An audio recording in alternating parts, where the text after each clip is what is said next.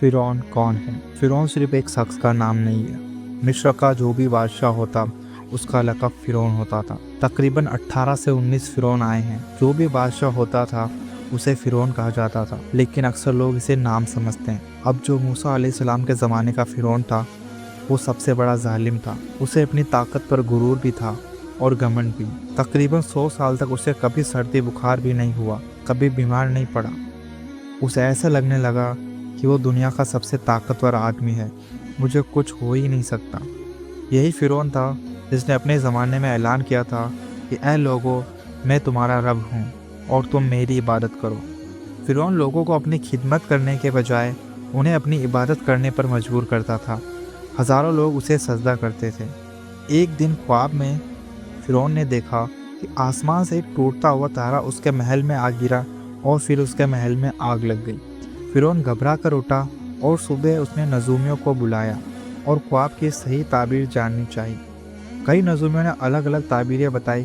फिर जो बड़े माहिर नजूमी थे उन्होंने कहा, इस ख्वाब की ताबीर यह है कि बनी इसराइल ख़ानदान में एक बच्चा पैदा होगा जो तेरी सल्तनत को हिलाकर रख देगा।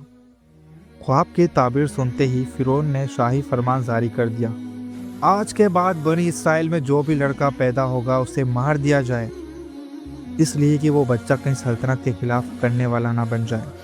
इस फरमान के बाद बनी इसराइल खानदान में जो भी लड़का पैदा होता उसे कत्ल कर दिया जाता, बेटों को मार दिया जाता और लड़कियों को जिंदा छोड़ दिया जाता।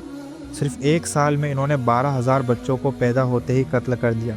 ये वो दौर था जब हज़रत मूसा अलैहिस्सलाम की पैदाइश भी नहीं हुई थी। फ़िरौन के दरबारियों ने उससे कहा कि अगर इसी तरह सारे बच्चे मार दिए जाएंगे तो तेरी खिदमत के लिए जवान कहाँ से मिलेंगे। इसलिए फ़िरौन ने ऐलान किया कि वह एक साल बच्चों को जिंदा छोड़ा जाएगा और अगले साल कत्ल कर दिया जाएगा।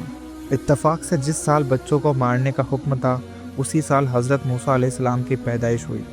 जब उनकी पैदाइश का वक्त आया तो अल्लाह तबारक व तआला ने उनकी वालिदा के दिल में यह बात डाली कि एक संदूक लो और उसमें बच्चों को रखो और दरिया में बहा दो।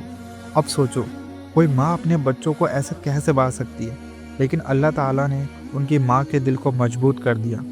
उनकी माँ ने एक लकड़ी का संदूक लिया, बच्चे को उसमें रखा और दरिया में बहा दिया।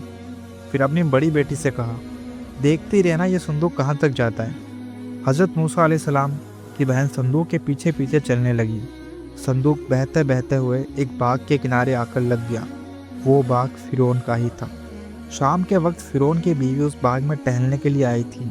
उसने एक संदूक को किनारे लगा देखा और उसे उठाने के लिए कहा। जब संदूक खोला गया तो अंदर से एक खूबसूरत बच्चा निकला। अल्लाह ताला ने नबियों को खूबसूरत ही बनाया है। फ़िरौन के घर में कोई औलाद नहीं थी। उसकी बीवी ने कहा, ये बच्चा बहुत खूबसूरत है, इसे हम पाल लेंगे। फ़िरौन ने कहा, कहीं ये बच्चा हुआ तो नहीं है जिसकी वजह से मेरी सल्तनत हिल जाएगी। बीवी ने कहा, ऐसा कैसे हो सकता है, वो तो बनी इसराइल ख़ानदान में पैदा होगा, ये तो दरिया से बहकर आया है। फ़िरौन की बीवी ने कहा, इसे मत मारो, ये गरीब है, हम इसे पालेंगे या इसे अपना बेटा बना लेंगे।